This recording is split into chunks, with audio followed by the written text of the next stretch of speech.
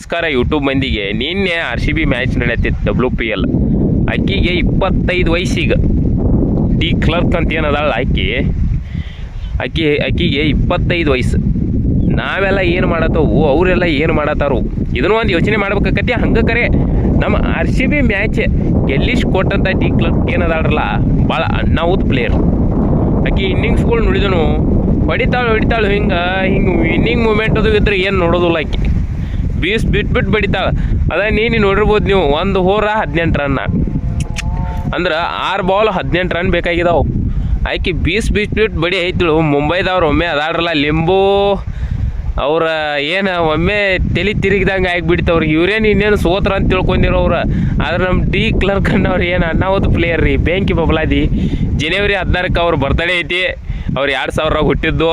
ಹಂಗೆ ನಾವು ಕೂಡ ಅವಾಗ ಹುಟ್ಟಿದ್ದು ಕರೆ. ನಾವು ನಾವು 2000 ಹುಟ್ಟಿದವು, ನಮ್ಮದು ಬೇರೆ.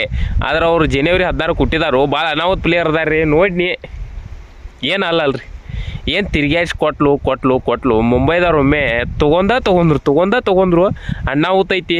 ನೀವು ಕೂಡ ನೀನು ಮ್ಯಾಚ್ ನೋಡಿರ್ಬೇಕು, ಭಾಳ ಕೆಟ್ಟಾಗೈತಿ.